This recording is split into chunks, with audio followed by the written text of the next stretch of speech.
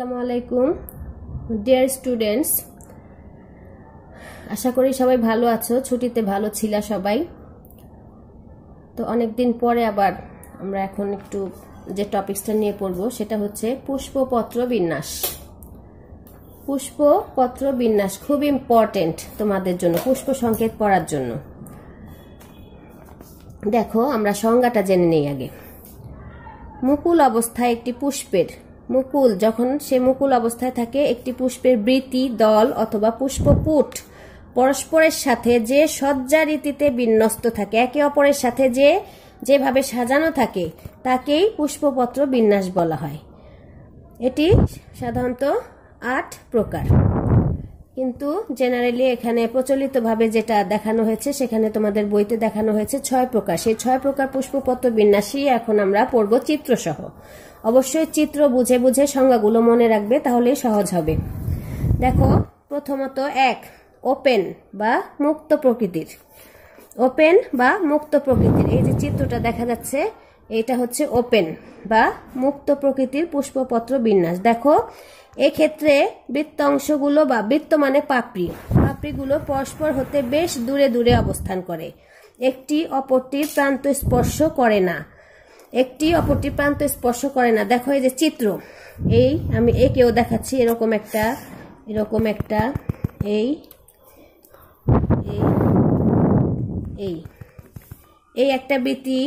একটা বৃত্তি বা পাপড়ি যেটাই বলো, এই একটা 5টা বা 4টাও হতে পারে। তাহলে কি একটি পাপড়ি আরেকটি পাপড়ি থেকে দূরে দূরে অবস্থান করে এবং একটি প্রান্ত আরেকটি প্রান্তকে স্পর্শ করে না। এভাবে চিত্র বুঝে বুঝে তুমি মনে রাখবা, তাহলেই তোমাকে মনে রাখতে আর কষ্ট করতে হবে না। চিত্রটার সাথে সাথে মিলিয়ে মিলিয়ে বর্ণনাটা পড়বা। এই প্রকৃতিটাকে বলা হয়েছে মুক্ত বা ওপেন। 2 নাম্বার দেখো প্রান্ত স্পর্শী। এটা তো তুমি নাম থেকেই বুঝতে পারো। এটা যেমন ওপেন ছিল, ওপেনের অর্থ ছিল কি যে একটি প্রান্ত আরেকটি প্রান্তের সাথে যুক্ত থাকবে না।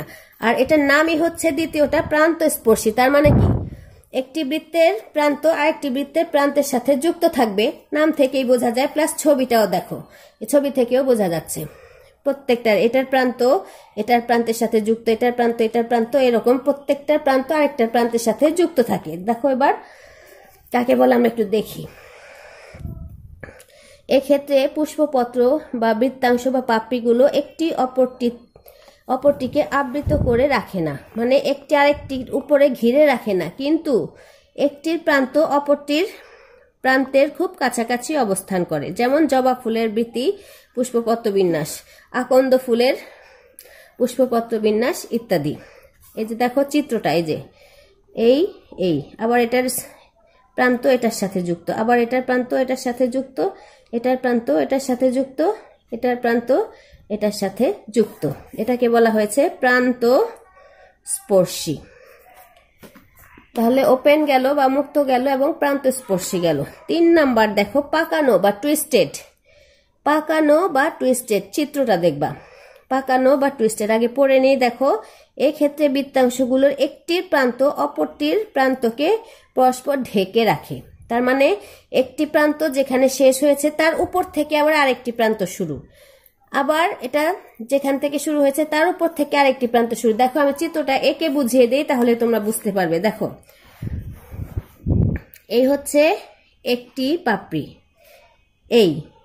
এটা যেখানে শেষ হলো ঠিক তার উপর থেকে আবার আরেকটি এভাবে শুরু হলো, এটার নিচ আরেকটার উপর, আবার এটার উপর থেকে আরেকটা শুরু হলো, আবার এটার উপর থেকে আরেকটা পাপড়ি, আবার এটার উপর থেকে এটার নিচ পর্যন্ত আরেকটা পাপড়ি। তার মানে একটির সাথে আরেকটি, মানে একটির উপরে আরেকটি ঢাকা থাকবে, একটি প্রান্ত আরেকটি প্রান্ত দ্বারা ঢাকা থাকবে। সেইটাকে বলা হয়েছে টুইস্টেড বা পাকানো প্রকৃতির পুষ্পপত্র বিন্যাস। 3 নাম্বার গেল। এবার দেখো 4 নাম্বার ইমব্রিকেট। এটা হচ্ছে পাকানো বা টুইস্টেড। পাকানো 2টা নামই তোমাকে জানতে হবে। এরপরে আসো ইমব্রিকেট। দেখো এই যে চিত্র কি বলেছে, এক্ষেত্রে একটি বৃত্তাংশের 2 প্রান্তই আবৃত থাকে। দেখো চিত্র দেখো, এটা হচ্ছে একটি বৃত্তাংশ, এর 2 প্রান্তই আবৃত থাকবে। তার মানে এইভাবে এই একটা, এই প্রান্তটা এটা দ্বারা আবৃত, আবার এই প্রান্তটা এটা দ্বারা আবৃত। এটা হচ্ছে একটি বৃত্তাংশ, তার এই প্রান্ত দুইটাই এরকম আবৃত থাকবে। তারপরে কি বলেছে, মিলিয়ে মিলিয়ে পড়ছি কিন্তু আমি চিত্রের সাথে। ও অপর বৃত্তাংশের দুই প্রান্তই অনাবৃত থাকে। তারপরে অপর বৃন্তের আরেকটা যে বৃন্ত থাকবে সেটা দুই প্রান্তই অনাবৃত থাকবে। যে দেখো এই প্রান্তটা,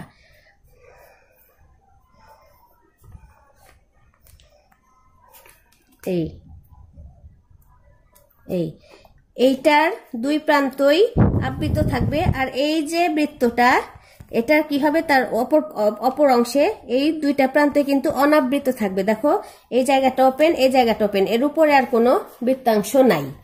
এই প্রকারটাকে বলা হয়েছে ইমব্রিকেট। ইমব্রিকেট 4 নাম্বার গেল। এবার আসো 5 নাম্বার, কুইনকানশিয়াল। কুইনকানশিয়াল দেখো কি বলেছে, আমরা আগে এই হচ্ছে চিত্র আর বর্ণনাটা মিলাবো চিত্রের সাথে। এক্ষেত্রে বৃত্তাংশের দুইটি পাপড়ি বাহিরে থাকবে, ও দুইটি পাপড়ি ভেতরে অবস্থান করবে।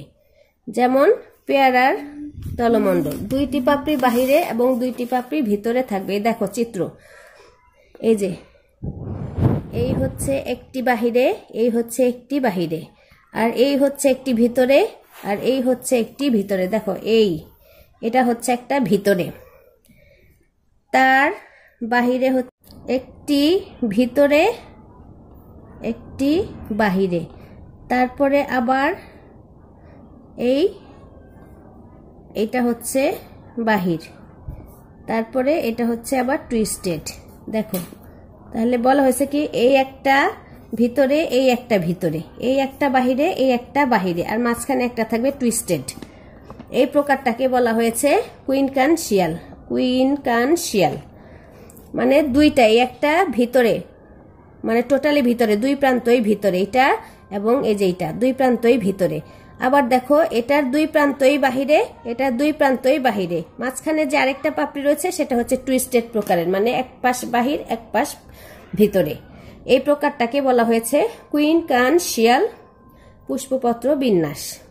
তোমাদের এগুলা প্রত্যেকটা আলাদা আলাদা করে সংজ্ঞা আসে, প্লাস উদ্দীপকে এই চিত্রগুলো দেওয়া থাকে। তোমাকে বলতে হবে যে উদ্দীপকে যে চিত্রটা দেওয়া আছে সেই চিত্রের দেখাও, শনাক্তকারী বৈশিষ্ট্য দেখাবো, সেই চিত্রের গোত্রের শনাক্তকারী বৈশিষ্ট্য দেখাবো, ওই চিত্রের গোত্রের একটি ফুলের পুষ্প সংকেত লিখো, এই ধরনের। তখন তোমাকে চিনতে হবে যে এটা আসলে কোন প্রকারের পুষ্পপত্র বিন্যাস। তাই তোমাকে চিত্র সহ বর্ণনাটা খুব ভালোভাবে আয়ত্ত করে ফেলতে হবে।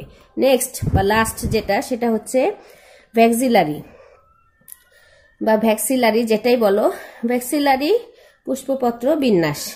তো চিত্রের সাথে আমরা বর্ণনাটা মিলিয়ে দেখি কি বলে। এক্ষেত্রে সবচেয়ে বড় পাপড়ি পাশের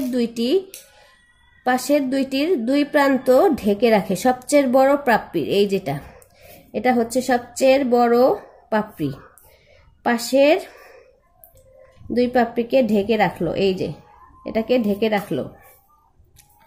তারপরে আচ্ছা, দুই প্রান্ত ঢেকে রাখে এবং পাশের দুইটি অপর পাপড়ির দুই প্রান্তকে, পাশের দুইটি অপর, এই যে অপর পাপড়ির দুই প্রান্তকে, দেখো দুই প্রান্তকে আবার ঢেকে রেখেছে।